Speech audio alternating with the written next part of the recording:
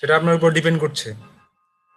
ওকে, তো আজকে হচ্ছে আমাদের ব্যাচ 3 এর 5th ক্লাস। সবাইকে 55 নম্বর ক্লাসে স্বাগতম। আপনারা কি শুনতে পাচ্ছেন ক্লিয়ার?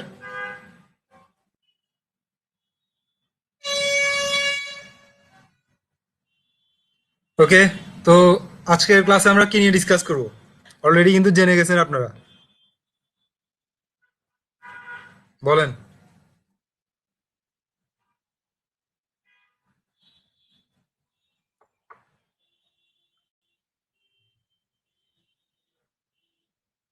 আহ, আচ্ছা, আপনার নামটা কি? সাপ্তাপান বড়ুয়া?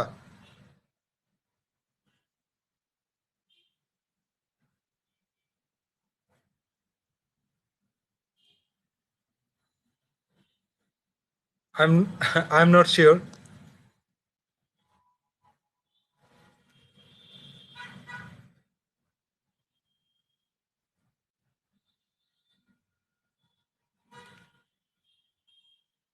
ওকে, তাহলে আমরা ক্লাস শুরু করি। আমি স্ক্রিনটা শেয়ার করছি।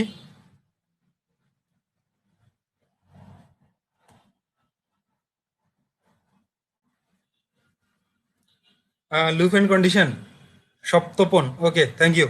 সপ্তপন বড়ুয়া। আচ্ছা, আমি একটু একটা কন্ট্রোল ফ্লো এর ব্যাপারে আমি একদম বেসিক বেসিক বলতে কি জাস্ট কন্ট্রোল ফ্লো, এই শব্দটা শুনে আপনাদের কাছে কেমন মনে হচ্ছে? কন্ট্রোল ফ্লো মানে হচ্ছে ফ্লোটাকে কন্ট্রোল করা, ঠিক না? Very simple. ফ্লোটাকে কন্ট্রোল করা, এটাই হচ্ছে কন্ট্রোল ফ্লো। অর্থাৎ একটা পাইথন কোড যখন রান করে তখন সে লাইন বাই লাইন রান করতে থাকে, উপর থেকে নিচে লাইন বাই লাইন রান করতে থাকে। কিন্তু প্রসেস টু কন্ট্রোল ভেরিয়াস, হ্যাঁ, নিঃসন্দেহে। তো মানে হচ্ছে আপনার পাইথন প্রোগ্রামটা কি করে, আহ, মানে প্রত্যেকটা স্টেপ বাই স্টেপ সে প্রত্যেকটা লাইন একটা একটা করে রিড করে। কিন্তু কখনো কখনো এমন হয় যে কোনো একটা নির্দিষ্ট ডিসিশনের উপর বেস্ট করে একটা কাজ করব কি করব না, ঠিক এমন ধরনের ডিসিশন নিতে হয়। সেই ক্ষেত্রে এই কন্ট্রোল ফ্লোটা কাজ করে। বা কতবার করব, ঠিক এই ব্যাপারগুলো হচ্ছে কন্ট্রোল ফ্লো। আপনারা কি বুঝতে পারছেন আমার কথা?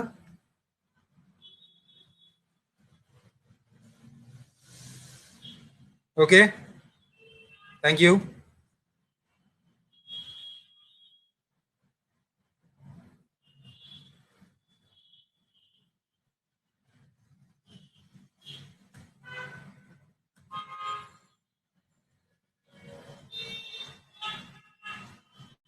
আচ্ছা, কে বুঝতে পারেন না?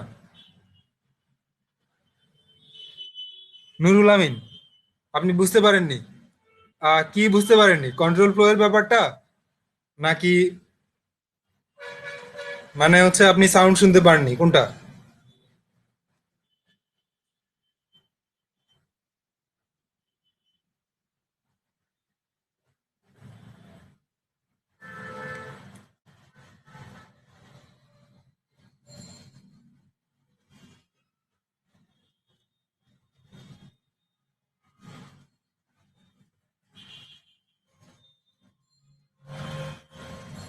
আচ্ছা, সরি নুরুল আমিন, আমি এই ব্যাপারটায় আমি আপনাকে আর রিপিট করে বলতে পারবো না, কারণ আপনি এইমাত্রই আসছেন।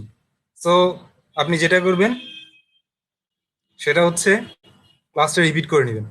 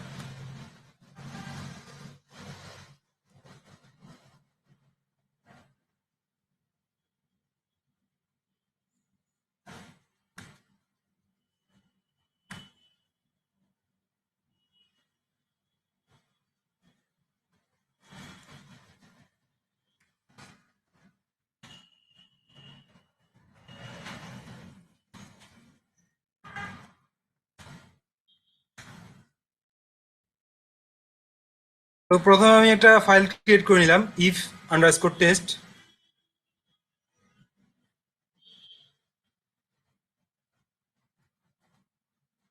আচ্ছা, আপনারা দেখতে পাচ্ছেন আমার করিডোরটা? ওকে। তো প্রথমে এখানটায় খেয়াল করুন, আমি একটা ফাইল ক্রিয়েট করে নিলাম ইফ আন্ডারস্কোর টেস্ট দিয়ে।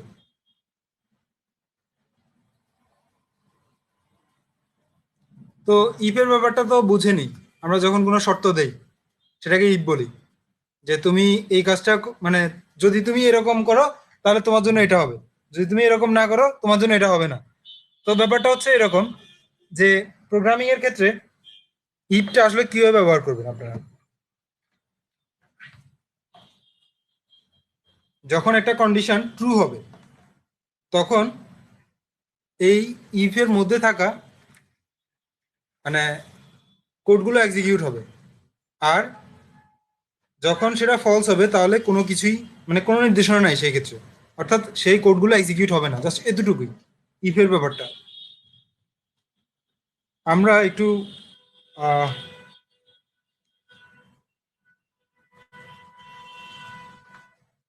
ওকে, আমি স্লাইডটা একটু শো করি, তারপর ব্যাপারটা আরো ক্লিয়ার হবে, তাহলে সিনটেক্স গুলো ভালোভাবে বুঝতে পারবেন।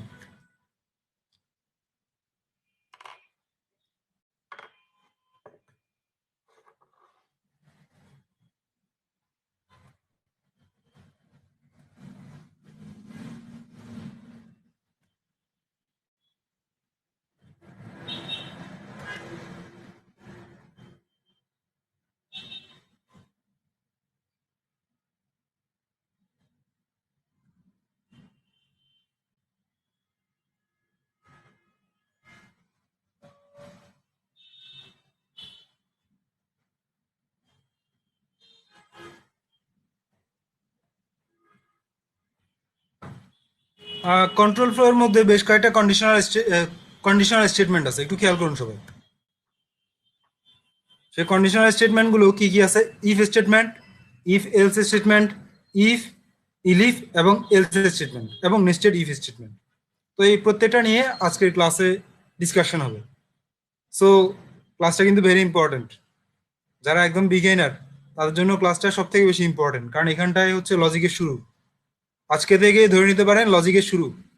এতদিন ধরে যেটা করে আসছেন সেটা হচ্ছে নলেজ গেদার করে আসছেন, এখন সেই নলেজগুলোকে লজিকের সাথে অ্যাপ্লাই করবেন, মিক্স করবেন।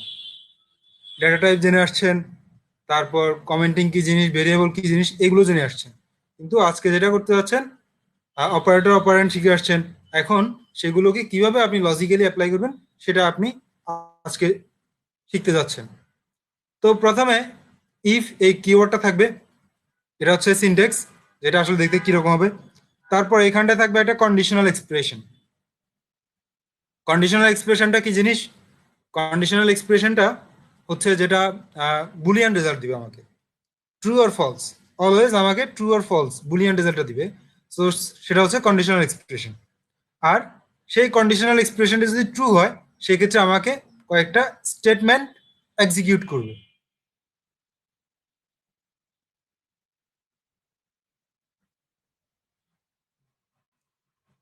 আচ্ছা, আপনারা সবাই কি শুনতে পাচ্ছেন ক্লিয়ার?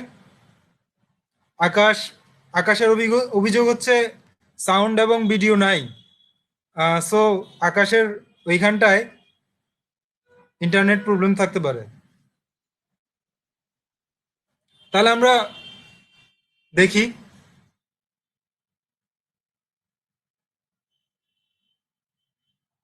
এখন কিভাবে এই ইফ স্টেটমেন্টটা কাজ করে সেটা আমরা একটু দেখি। তো প্রথমে আমি একটু আঁকিঝুঁকি করি, আঁকিঝুঁকি করে ভালো শেখা যায়।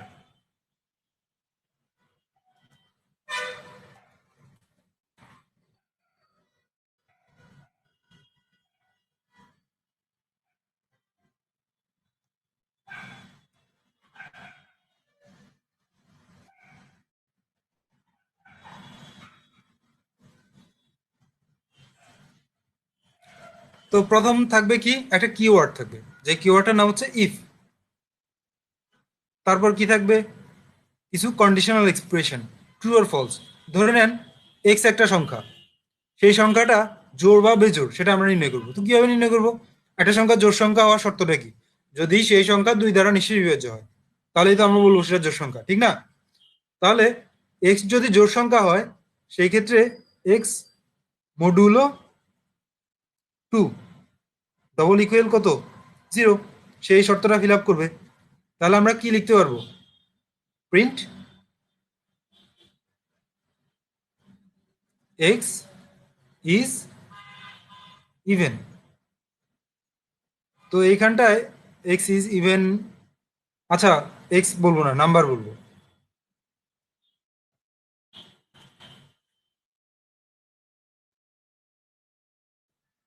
Your given number is even. তো আর যখন সেটা 2 দ্বারা নিঃশেষে বিভাজ্য না হবে, সেক্ষেত্রে কি হবে? সেক্ষেত্রে কিছুই হবে না। তো আমরা এটা একটু এক্সিকিউট করে দেখি।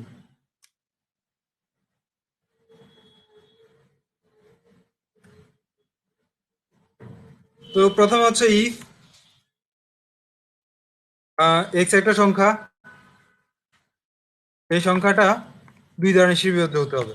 তাহলে 2 দ্বারা নিঃশেষে বিভাজ্য হওয়া মানে কি? Modulo operator 2 double equal 0। এটা হচ্ছে 2 দ্বারা নিঃশেষে বিভাজ্য। যদি 2 দ্বারা নিঃশেষ বিভাজ্য হয়, সেই ক্ষেত্রে কি হবে? আচ্ছা একটা ব্যাপার সবাই খেয়াল করুন, সেটা হচ্ছে আমি এইখানটায় 4টা স্পেস আছে এইখানটায়, এটা হচ্ছে ইন্ডেন্টেশন। এই ইন্ডেন্টেশনটা কেন? সেটা হচ্ছে ইফ এর আন্ডারে যে ব্লকগুলো থাকবে সেগুলোকে এই ইন্ডেন্টেশনের মধ্যে লিখতে হয়। অন্যান্য প্রোগ্রামিং ল্যাঙ্গুয়েজে ইন্ডেন্টেশনটা লাগে না। অন্যান্য প্রোগ্রামিং ল্যাঙ্গুয়েজে যেটা হয় সেটা হচ্ছে একটা সেকেন্ড ব্র্যাকেট থাকে, সেই সেকেন্ড ব্র্যাকেটের মধ্যে লিখতে হয়। কিন্তু পাইথনে যেটা, সেটা হচ্ছে সেকেন্ড ব্র্যাকেট লাগে না, কিন্তু ইন্ডেন্টেশনটা মাস্ট। অন্যান্য প্রোগ্রামিং ল্যাঙ্গুয়েজে ইন্ডেন্টেশন লাগে না, কিন্তু পাইথনে ইন্ডেন্টেশনটা মাস্ট দিতে হবে, সেকেন্ড ব্র্যাকেট লাগবে না। সো পাইথন এবং অন্যান্য প্রোগ্রামিং ল্যাঙ্গুয়েজের সাথে এটাও কিন্তু এটা পার্থক্য। যেমনটা হচ্ছে সেমিকোলন, যে প্রত্যেকটা প্রোগ্রামিং ল্যাঙ্গুয়েজে সেমিকোলনটা শেষে দিতে হয়, কিন্তু পাইথনে দেওয়া লাগে না। ঠিক একইভাবে এইখানটায় একটা ব্লক বোঝাতে গেলে কোনো সেকেন্ড ব্র্যাকেট লাগে না, শুধুমাত্র হ্যাঁ এখানটা যে কোলনটা আছে সেই কোলনটা মাস্ট। কারণ হচ্ছে এটা ব্লক, এই যে ইফ, ইফ মানে হচ্ছে কি একটা কন্ডিশন দিলাম, সেই কন্ডিশনের পরিবর্তে আমার এই কাজটা হবে। তো ধরেন আমি একটা প্যারা লিখলাম, সেখানটা একটা কোলন দিই না আমি, ঠিক এরকম আর কি ব্যাপারটা। এখানটায় কোলনটা মাস্ট, বাট আমি সেমিকোলন বলছি প্রত্যেকটা লাইনের শেষে যে সেমিকোলনটা দেওয়া হয় প্রত্যেকটা প্রোগ্রামিং ল্যাঙ্গুয়েজে। এই জিনিসটার সাথে কারা কারা পরিচিত এই সেমিকোলনের সাথে? যারা আগে থেকে অন্যান্য প্রোগ্রামিং ল্যাঙ্গুয়েজ শিখে আসছে, তারা এই জিনিসটার সাথে খুব বেশি পরিচিত, অনেকেই পরিচিত। সো প্রত্যেকটা প্রোগ্রামিং ল্যাঙ্গুয়েজে সেমিকোলন লাগে, কিন্তু পাইথনে লাগে না। তো এইখানটায় আরেকটা ব্যাপার হচ্ছে, যখন ব্লকগুলো লিখবেন, এই ইফের আন্ডারে ব্লক, তারপরে ফর লুপের আন্ডারে ব্লক, হ্যাঁ, তো যখন ব্লকগুলো লেখেন অন্যান্য প্রোগ্রামিং ল্যাঙ্গুয়েজে, সেখানটায় আপনাকে সেকেন্ড ব্র্যাকেট দিতে হয়, কিন্তু পাইথনে সেটাও লাগে না। পাইথনে জাস্ট ইন্ডেন্টেশন, যে এখানটা ইফ লিখলাম, ইফের মধ্যে বোঝাতে গেলে যেটা করা লাগে সেটা হচ্ছে 4টা স্টেপ স্পেস দিতে হয়, অর্থাৎ ইন্ডেন্ট করে নিতে হয়, আর কিছুই লাগে না। তো এখানটা আমি লিখলাম প্রিন্ট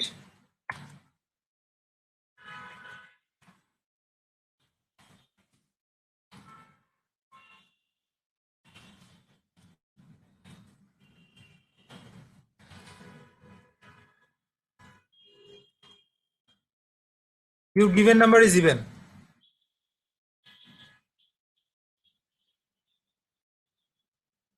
সরি এখানটা ইজ হবে, আর ওয়াইটা ক্যাপিটাল করে দিই। ওকে, তো আমরা তো পেলাম, কন্ডিশনটা বসাই দিলাম, কিন্তু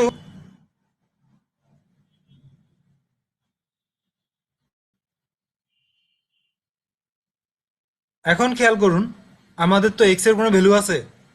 যে এক্সটা লিখলাম সেটা তো কোনো ভ্যালু নাই, এখন ডিফাইন করি না এক্সটা। তো এইখানটা আমি আগের লাইনে এক্সটা ডিফাইন করিনি, এক্স ডবল ইকুয়াল 10 দিয়ে দিলাম, এক্সটা হচ্ছে 10। কন্ট্রোল এস দিয়ে সেভ করলাম। এবার আমি কোডটা রান করছি।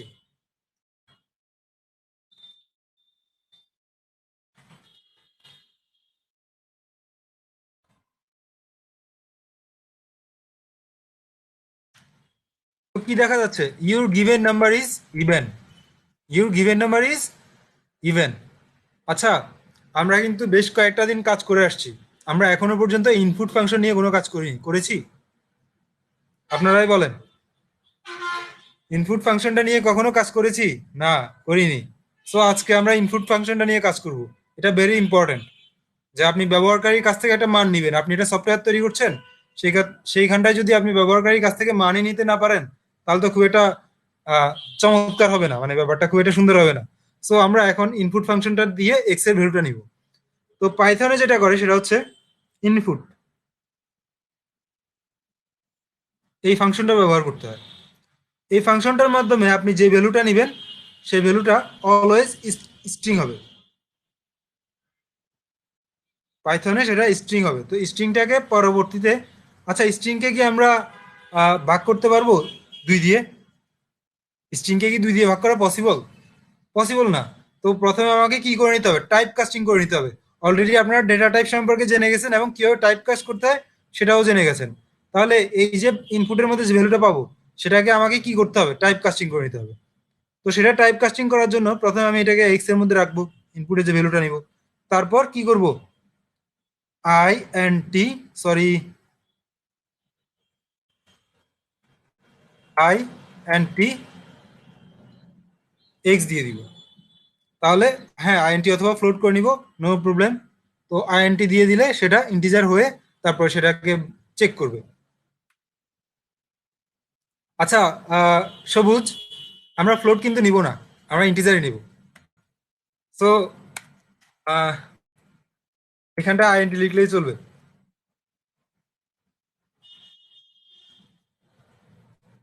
আমরা আবার আইএনটিটা এখানটা ব্যবহার করতে পারি। আইএনটি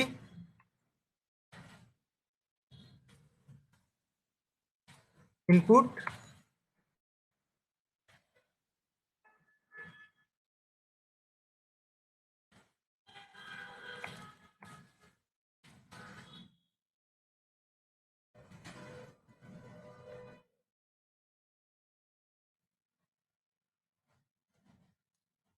কেন ফ্লোট নিব না? আচ্ছা, আমরা কি দশমিক সংখ্যাটা কি জোড় না বেজোড় সেটা কখনো চেক করেছি? সাবিনা আহমেদ, এখন ব্যাপারটা বুঝছেন? তাহলে আমরা কেন নিব না? ওকে। সো ফ্লোরটা নেওয়ার কোনো প্রয়োজন নেই, আমরা সবসময় ইন্টিজারই নিব। তাহলে এক্সটা নিলাম, এক্সটাকে ইন্টিজার করে নিলাম। ব্যাপারটা বুঝছেন সবাই? একটু খেয়াল করুন এবার এটা কিভাবে কাজ করে। কন্ট্রোল এস দিয়ে সেভ করলাম, সেভ করে রান করছি। তো এখানটা একটা লেখা আসছে, সেটা হচ্ছে কি, ইউর গিভ এনি নাম্বার। ঠিক আছে, তো দিলাম গিভ এনি নাম্বার 6 দিলাম, এন্টার দিলাম। কি আসছে? Your given number is even. কারণ হচ্ছে 6 কে 2 দ্বারা ভাগ করা যায়। এখন আবার রান করি।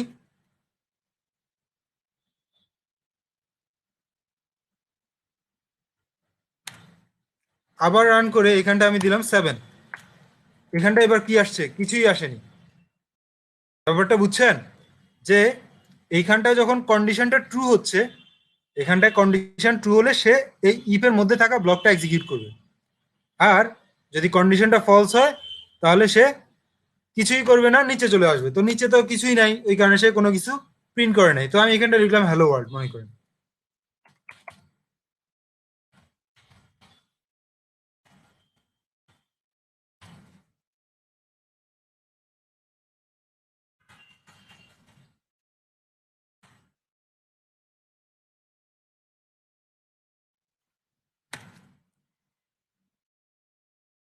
হ্যালো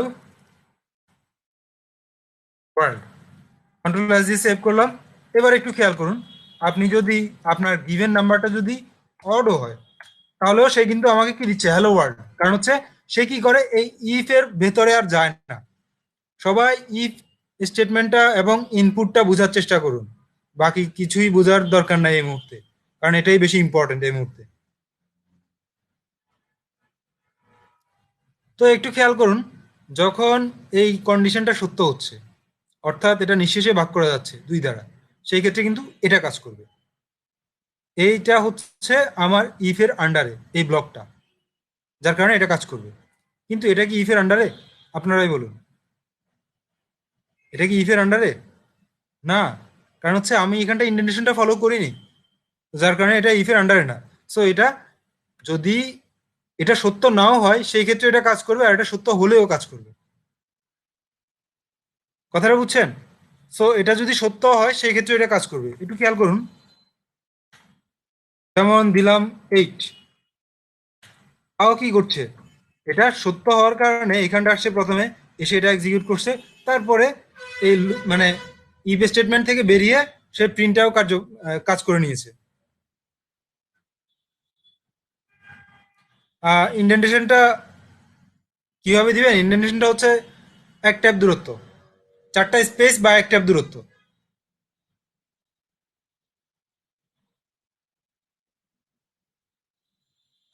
তো ব্যাপারটা বুঝছেন সবাই? ইফ স্টেটমেন্টটা বুঝছেন?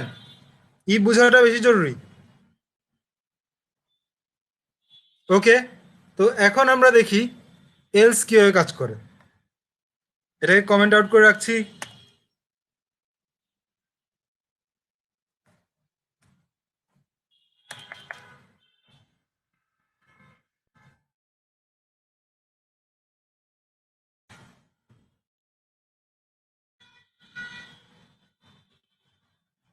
একটু খেয়াল করুন, এখানটায় এলস যখন আপনি লিখবেন, এলস, তো এখানটা আরেকটা কোলন দিয়ে নেবেন। এলস দেওয়ার পর আপনাকে কি করবেন?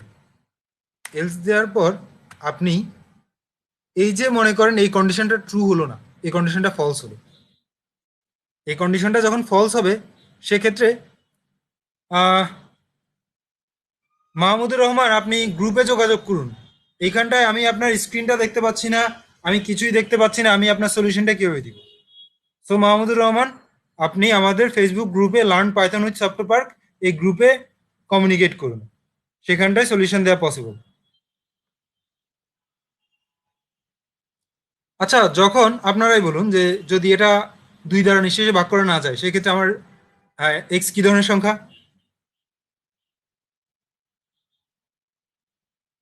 অড, নিঃসন্দেহে। সো তাহলে আমরা এটার উপরেই তো ডিসিশন নিতে পারতেছি যে এটা যদি সত্য হয় তাহলে সেটা হচ্ছে ইভেন, আর যদি এটা মিথ্যা হয় সেক্ষেত্রে এটা সেটা কি? অড। তাহলে আমরা এখানটা লিখতে পারি প্রিন্ট, প্রিন্ট লিখবো।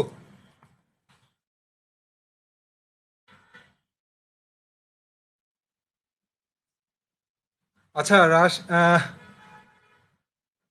রাশেদ, আপনি বলছেন যে সব কমেন্টের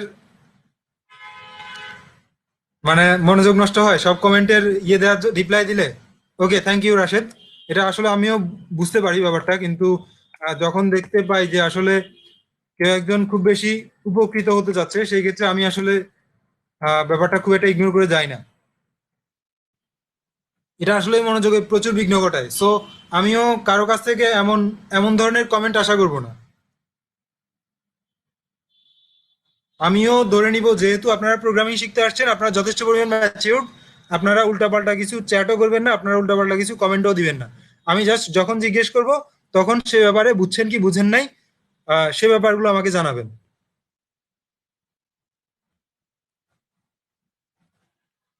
আর বাকি ডিসকাশনটা গ্রুপেই করবেন।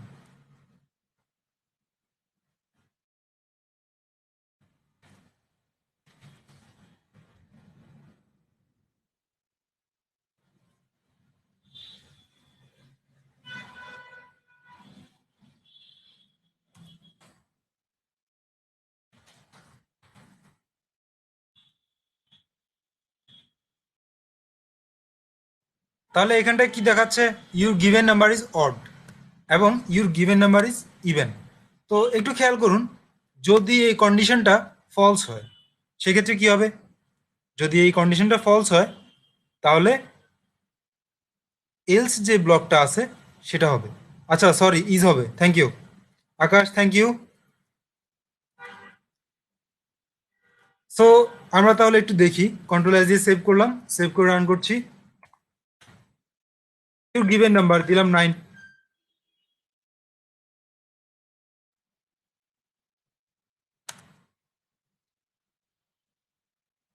ইফ মাল্টিপল ইউজ করা যায়, হ্যাঁ অবশ্যই।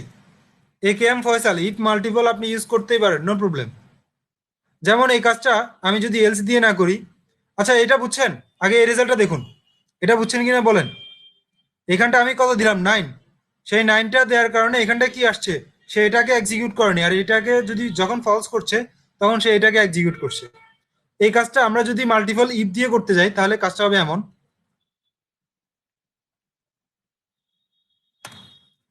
মাল্টিপল ইফ দিয়েও কিন্তু একই কাজ করা যাবে।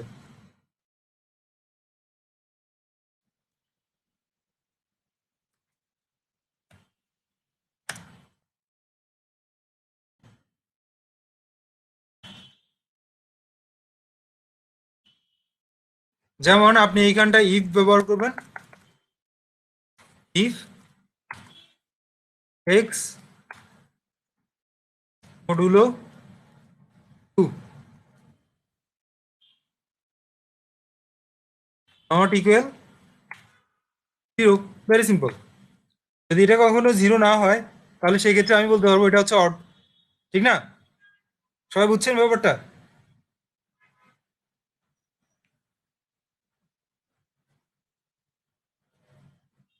কন্ট্রোল এস দিয়ে সেভ করলাম। তো একই কাজ কিন্তু আপনি এভাবেও করতে পারেন। প্রথমে আপনি, আচ্ছা সরি, এখানটা একটা কোলন দিতে আমি ভুলে গিয়েছি।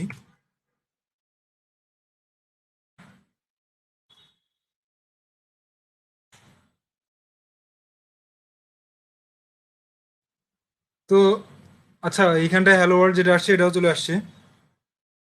কন্ট্রোল এস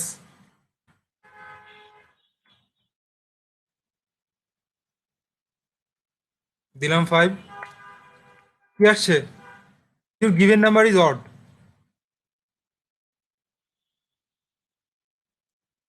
তো ব্যাপারটা বুঝছেন সবাই?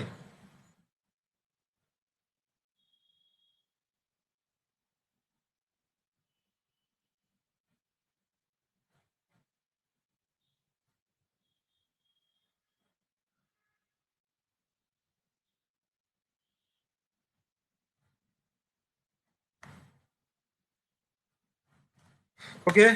তো আমি আসলে কমেন্টস গুলো ইগনোর করে যাওয়া উচিত। Thank you.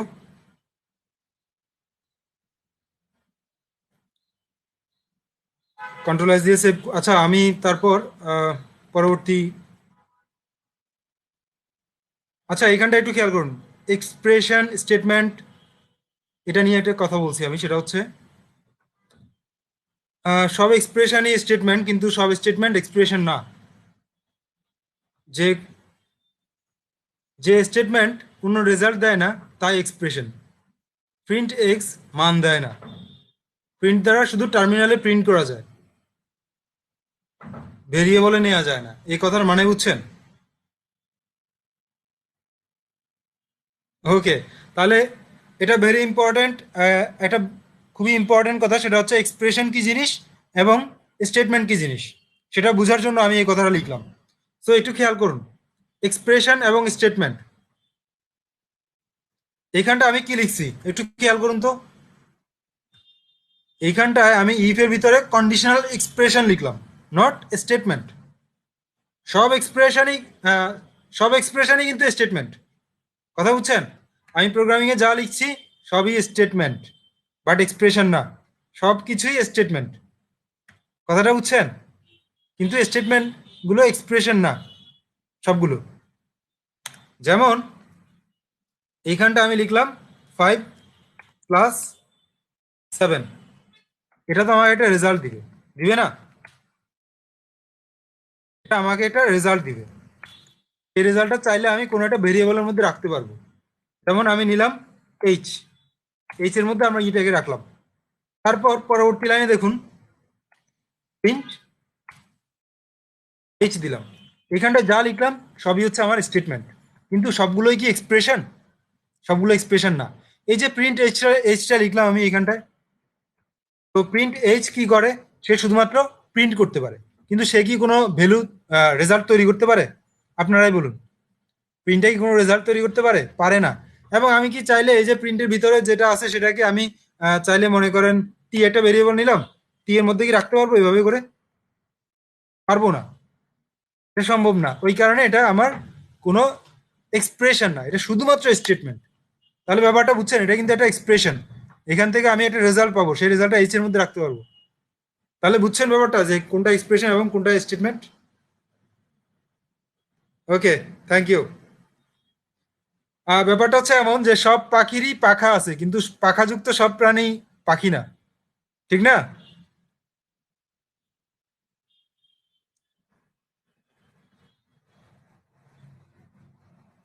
ওরে না,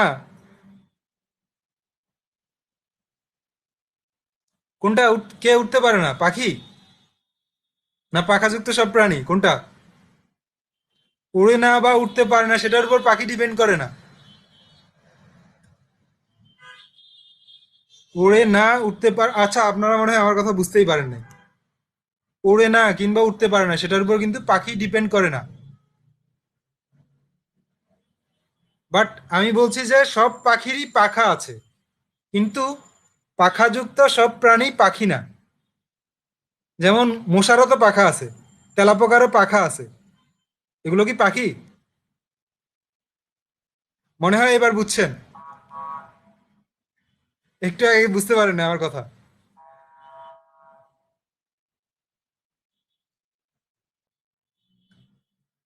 সো এরকম যে সবকিছু আসলে স্টেটমেন্ট, বাট সবগুলো এক্সপ্রেশন না। এক্সপ্রেশনটা হচ্ছে সেই অংশটা, যে অংশটা আপনাকে একটা রেজাল্ট প্রোভাইড করতে পারে। সেটা হইতে পারে বুলিয়ান রেজাল্ট, হইতে পারে নিউমারিক রেজাল্ট, যে কোনো ধরনের রেজাল্ট। তো ওকে, তাহলে এটা নিয়ে এক্সপ্রেশন মানে এটা আর এক্সপ্লেন করা লাগবে না আমার মনে হচ্ছে। সো এখানটায় প্রিন্ট কি, প্রিন্টটা কি, এখানটায় প্রিন্ট কি বলুন তো? এটা এক্সপ্রেশন না স্টেটমেন্ট?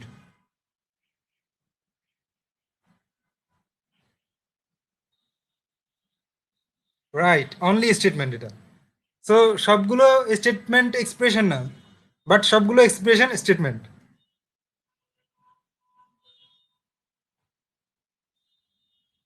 সরি, হ্যাঁ সব এক্সপ্রেশন স্টেটমেন্ট। আচ্ছা, তাহলে আমরা ইফ এলসটাও দেখলাম। ইফ এলসটা কেমন? প্রথমে একটা কন্ডিশন থাকবে, সেই কন্ডিশনটা যদি ট্রু হয় তাহলে এখানটায় যে স্টেটমেন্টটা থাকবে সেই স্টেটমেন্টটা ফিল আপ করবে।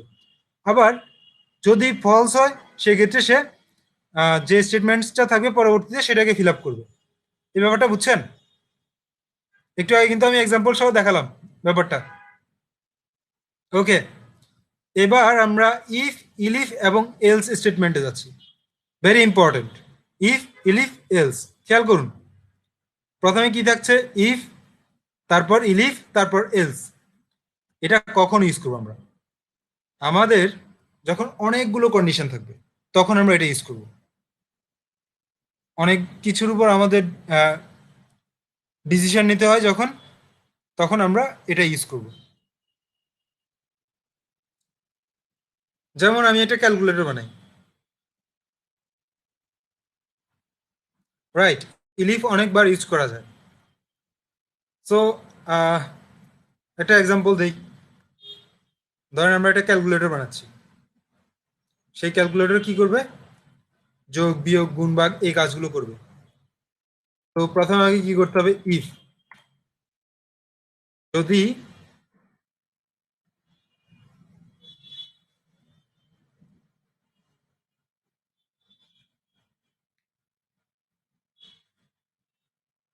আচ্ছা আমরা ইফ ইলিফ নিয়ে ক্যালকুলেটর পরে বানাই, আগে অন্য একটা কাজ দেখাই।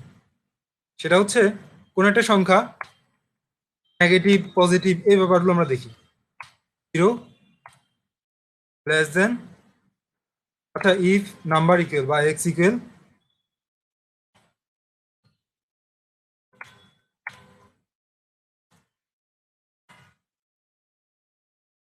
জিরো, তারপর আমরা একটা প্রিন্ট দিই।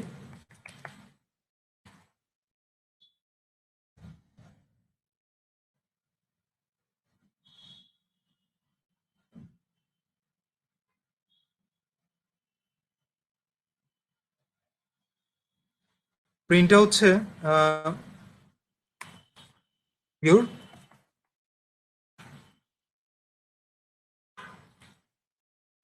given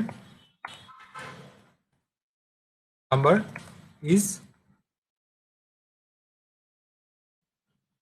zero. তো আমরা বলেই দিলাম যে আপনি যে নাম্বারটা দিয়েছেন সেটা হচ্ছে জিরো।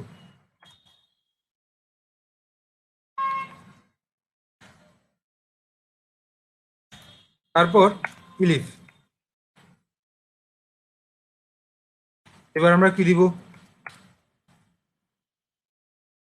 নাম্বারটা যদি শূন্যের থেকে বড় হয়,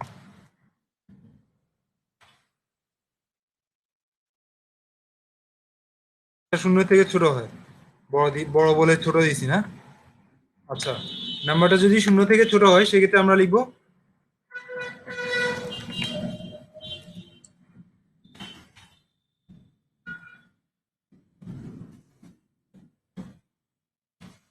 ইউর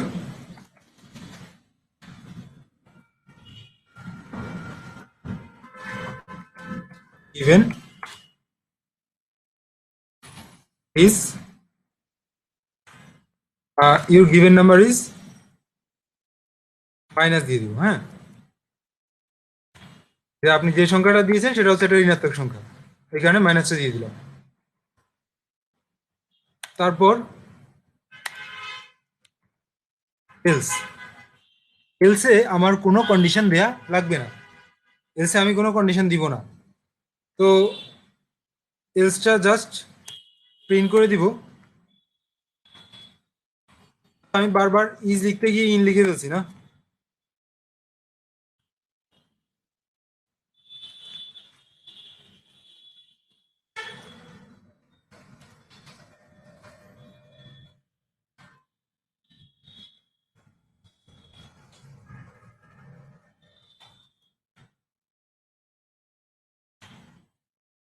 খেয়াল করুন, আমি এলসে কিন্তু আর কন্ডিশন দেইনি, বাট ইলিফে আমাকে আরেকটা কন্ডিশন দেয়া লাগছে।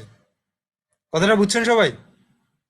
ইলিফে আমাকে আবার কন্ডিশন দেয়া লাগছে, কিন্তু এলসে কোনো কন্ডিশন দেয়া লাগবে না। অর্থাৎ এই দুটো যদি না হয় সেই ক্ষেত্রে সেটা পজিটিভ হয়ে যাবে। সো আমি নাম্বারটা নেই প্রথমে, নাম্বার ইকুয়াল,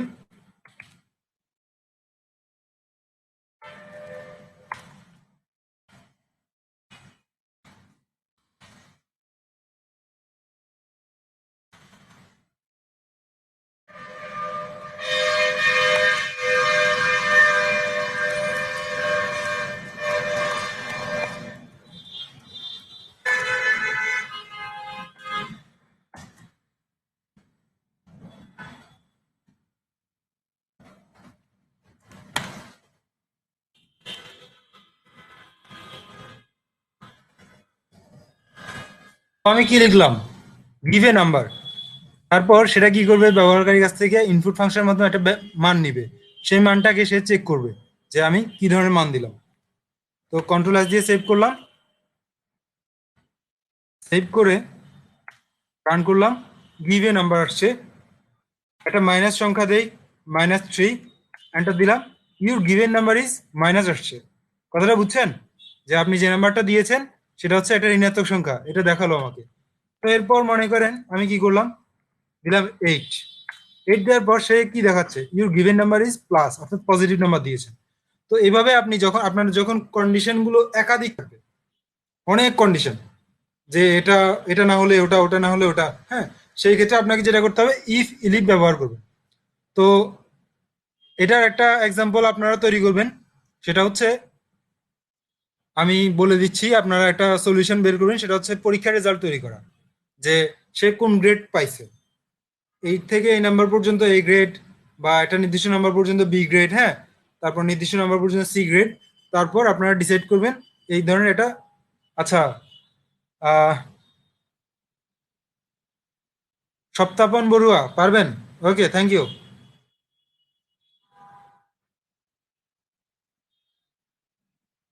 এটা হচ্ছে আপনাদের কাজ, আপনারা এই কাজটা করে আমাদের গ্রুপে আপনারা দিয়ে দিবেন।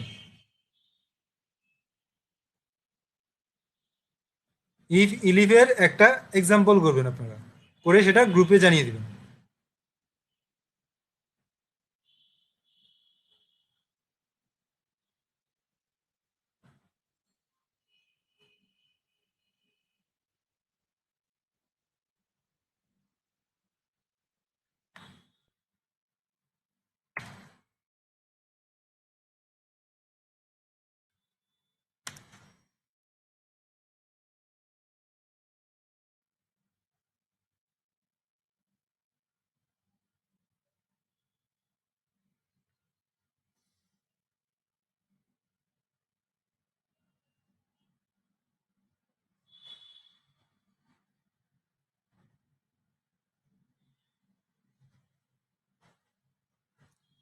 আচ্ছা, এবার আমরা যে বিভাগটা নিয়ে কথা বলবো, আচ্ছা একটু পরে সেটা নিয়ে কথা বলি। হ্যাঁ, ইনপুট নিয়েই কাজটা করবেন। সবুজ, ইনপুট নিবেন ব্যবহারকারীর কাছ থেকে, ব্যবহারকারীর কাছ থেকে ইনপুট নিয়ে তাকে জানিয়ে দিবেন যে আপনার গ্রেড কি, কোন গ্রেডে আপনি পাস করছেন। ওকে, আই হোপ এটা সবাই পারবে, কারণ এটা খুব একটা কঠিন কাজ না যারা প্রোগ্রামিং শিখতে আসছে। সো না পারলে সেটা দেখিয়ে দেওয়া হবে, সেটা নিয়েও কোনো টেনশন করার কিছু নাই।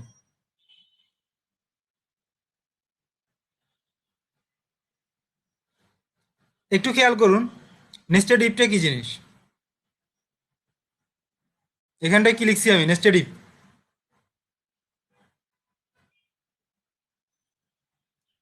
আচ্ছা, নেক্সট মানে কি, আগে আমাকে এই কথাটা বলুন তো। এখানটা কিন্তু একটা ছবি আছে ব্যাকগ্রাউন্ডে, দেখেন, পাখির বাসার ছবি। বিহাইন্ড দ্য সিন একটা ছবি আছে, একটা জলছাপ আছে, দেখতে পাচ্ছেন সবাই? পাখির বাসা, রাইট, পাখির বাসা। নেক্সট কথাটার মানে হচ্ছে পাখির বাসা। সো নেস্টেড লুপটাও ঠিক পাখির বাসার মতো। এটা কেমন আসলে পাখির বাসা? সবাই তো জানেন যে পাখির বাসা আসলে কেমন। পাখির বাসার খড়গুলো কেমন থাকে, আমাকে একটু বলেন তো। লেয়ার লেয়ার করে থাকে, রাইট, লুপের ভিতরে লুপ এমনটাই যে, হ্যাঁ, প্রত্যেকটা লেয়ার থাকে। যে এইখানটায় কিছু খড় আছে, ঠিক এইখানটায় খড়টা এইখানটার খড়ের লেয়ারের মধ্যে থাকে। ঠিক এভাবে লেয়ার লেয়ার করে একটা পাখির বাসা হয়, ঠিক না? এরকম এরকম করে লেয়ার লেয়ার থাকে। তো এই কারণে আসলে এটাকে নেস্টেড বলে। কথাটা বুঝছেন সবাই? নেস্ট মানে হচ্ছে পাখির বাসা। তো পাখির বাসার মতো বলে এটাকে নেস্টেড ইফ বা নেস্টেড লুপ, ঠিক এই কথাটা থেকে আসছে।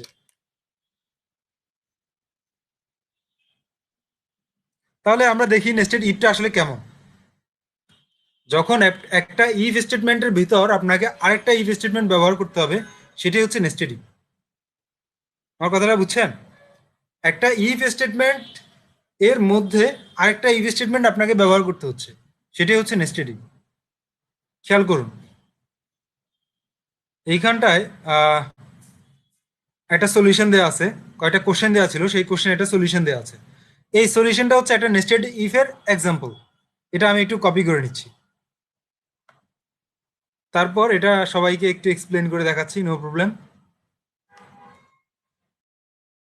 এই প্রবলেমটা অনেকে অনেকভাবে সলিউশন করতে পারে, নো প্রবলেম। মানে হচ্ছে আপনি যা ইচ্ছা যেভাবে ইচ্ছা সলিউশন করেন, সমস্যা নেই।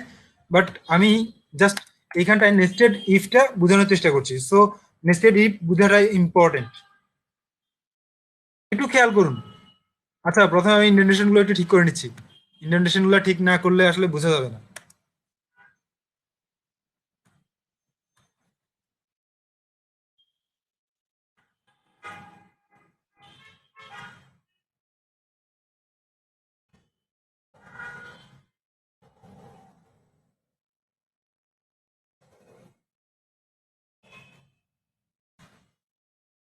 ওকে, তো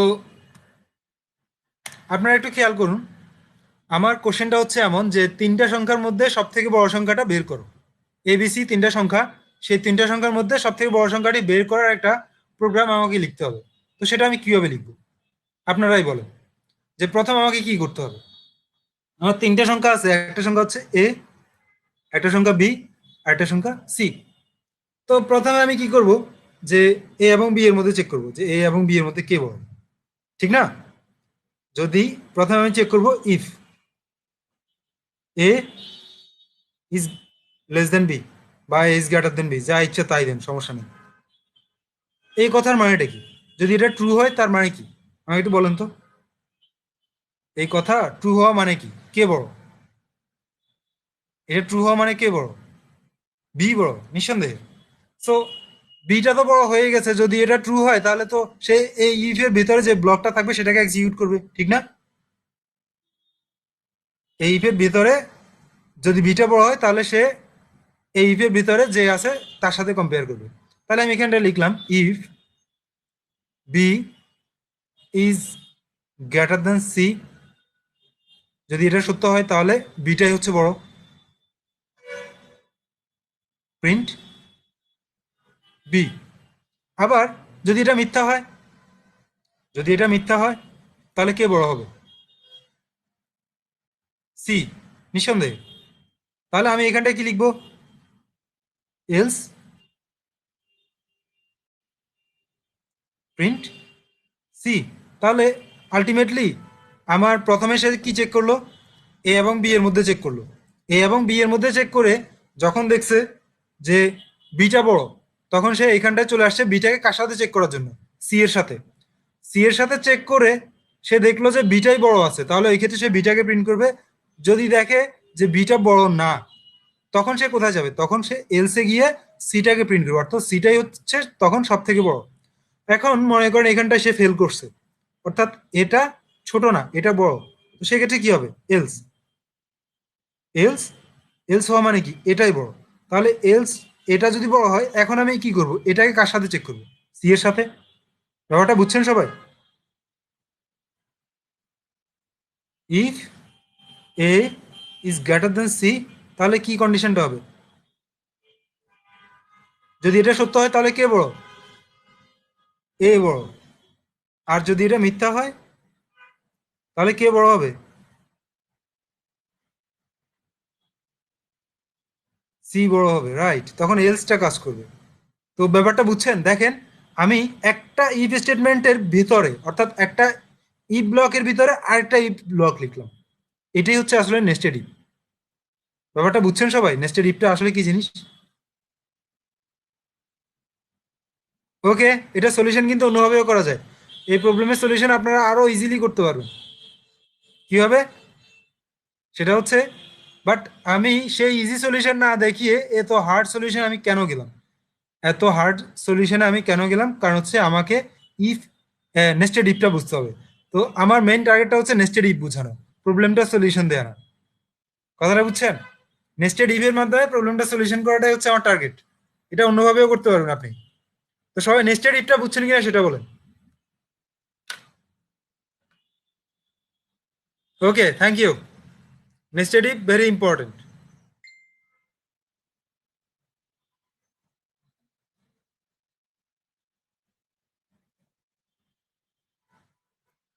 ওকে, তো আমরা কোডে ফিরে যাচ্ছি। আচ্ছা,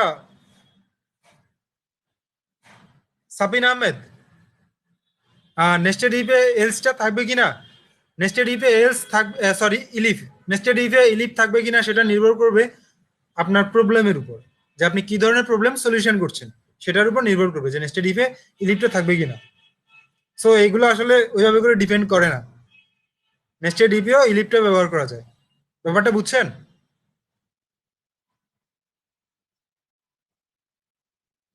আসলে নেস্টেড ইফটা হচ্ছে একটা সিস্টেম, যে ইফের মধ্যে আপনি আরেকটা ইফ ইউজ করছেন। সো ইলিপ টিলিপ ওইগুলো কোনো ব্যাপারই না এখানটায়। একটু খেয়াল করুন, তাহলে আমি কন্ট্রোল এস দিয়ে সেভ করলাম, সেভ করে রান রান করছি কোডটা। কি দেখাচ্ছে এখানটায়? কি দেখাচ্ছে? 47। তো খেয়াল করুন, আমার এখানটায় তিনটা নাম্বারের মধ্যে সব থেকে বড় সংখ্যাটা কত? 47। তো এখন মনে করেন আমি এখানটায় 64 বানিয়ে দিলাম। শেষেরটাতে, শেষেরটাতে 64 বানিয়ে দিলাম। কন্ট্রোল এস দিয়ে সেভ করলাম, সেভ করে রান করছি। কি দেখাচ্ছে? 64। সবাই কি কোডটা বুঝছেন? একটু আমাকে জানান তো। ওকে, তো কোডটা যেহেতু বুঝছেন, আমার মনে হচ্ছে নেস্টেড ইফ আপনারাই করতে পারবেন। আমি আজকে যে কোডগুলো নিয়ে কাজ করলাম সেই কোডগুলো আপনাদের সাথে শেয়ার করে দিব গ্রুপে। এবং আজকের ক্লাস শেষে আপনাদের জন্য বেশ কয়েকটা কোশ্চেনও আছে। সেই কোশ্চেনগুলো হচ্ছে, এখানটায় কয়েকটা কোশ্চেন আছে, কোশ্চেনগুলো একটু দেখে নিন। তিনটি সংখ্যার মধ্যে বৃহত্তম সংখ্যাটি বের করো, যেটা অলরেডি আমি করে দিয়েছি। তারপর হচ্ছে এ বি সি এমন একটি প্রোগ্রাম লিখো যা এ এর মান বি তে এবং বি এর মান সি তে এবং সি এর মান এ তে রাখবে। কথা বুঝছেন? দ্বিতীয় নাম্বার প্রবলেমটা, প্রবলেমটা না বুঝলে আমাকে জিজ্ঞেস করবেন যে আমি প্রবলেমটা বুঝিনি, না বুঝলে আমি বুঝাই দিব। ওকে, আচ্ছা ঠিক আছে, প্রবলেম যেহেতু বুঝেন নাই আমি বুঝাই দেওয়ার চেষ্টা করছি। একটু পেন্টিং আসেন, এটা বুঝতে খুবই মজার জিনিস।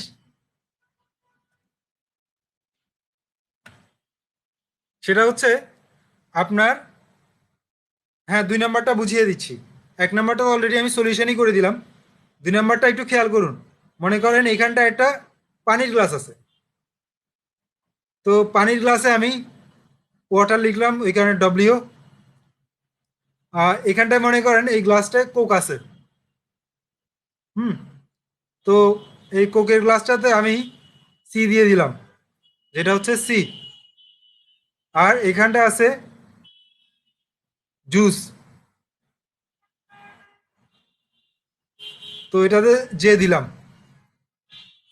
খুবই ইন্টারেস্টিং, ঠিক না?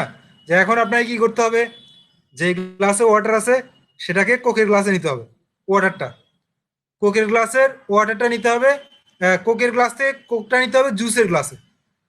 আবার জুসে জুসের গ্লাস থেকে যে জুসগুলো আছে সেগুলো নিতে হবে ওয়াটারের গ্লাসে। করতে পারবেন এটা?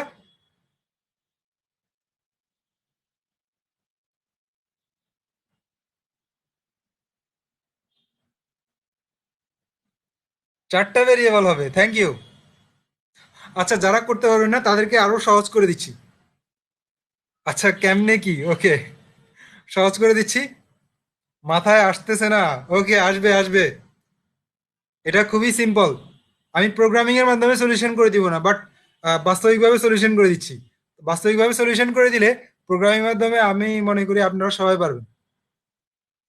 আর একটা গ্লাস, নিঃসন্দেহে এখানটা আরেকটা গ্লাস, খালি গ্লাস নিয়ে আসলে তখন আমি কি করব? প্রথমে আমি এই এটা একটা খালি গ্লাস নিয়ে আসছি। সেই খালি গ্লাসে আমি ওয়াটারগুলো এখানটা রাখলাম, ঠিক না? তো ওয়াটারগুলো এইখানটা রাখলে এখন ওয়াটারের গ্লাসটা খালি, ডব্লিউটা এখন খালি আছে। তো ডব্লিউ থেকে আমি জুসগুলো ডব্লিউতে রাখলাম। এখন জুসের গ্লাসটা খালি, তাহলে আমি জুসের গ্লাসের মধ্যে কোকটা ঢেলে নিলাম, ঠিক না? তো জুসের গ্লাসের মধ্যে যদি কোকটা ঢেলে নেই, তাহলে এখন জুসের গ্লাস খালি, সরি কোকের গ্লাসটা খালি। তো কোকের গ্লাসে এখন আমি পানিটা ঢেলে নিলাম, তাহলে তো আমার কাজটা হয়ে গেছে। ব্যাপারটা বুঝছেন? তাহলে এইভাবে করে কাজটা সলিউশন করে ফেলবেন। এটা ছাড়াও অনেকভাবে করা যায়। আচ্ছা, প্রোগ্রামিং কিভাবে হবে, প্রোগ্রামে কিভাবে হবে সেটা আপনি ডিসাইড করেন। আমি যদি প্রোগ্রামিং করেই দেই তাহলে তো আপনার ব্রেনটা আর খুললো না। প্রোগ্রামিংটা এমনই।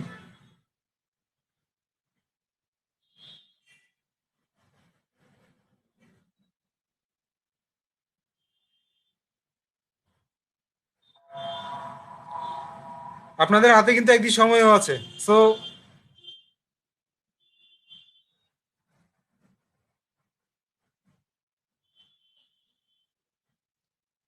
ব্যবহারকারীর কাছ থেকে দৈর্ঘ্য এবং প্রস্থ নিয়ে আয়তক্ষেত্রের ক্ষেত্রফল নির্ণয় করার প্রোগ্রাম লিখো, এটা সবাই পারবে, ঠিক না?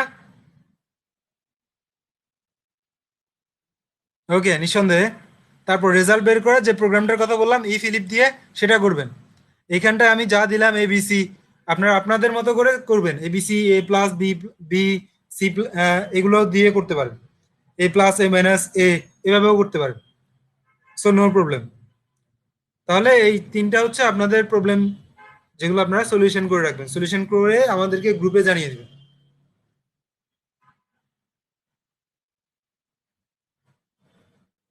ওকে, ধন্যবাদ সবাইকে। তো কেমন লাগলো আজকের ক্লাস?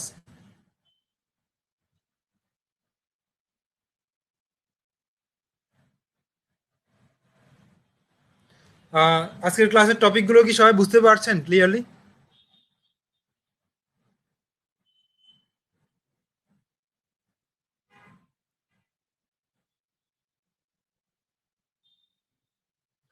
পিডিএফটা অলরেডি দেওয়া হয়ে গেছে গ্রুপে। সো আপনারা গ্রুপ থেকে নিয়ে নিতে পারেন পিডিএফটা। ওকে, ধন্যবাদ সবাইকে।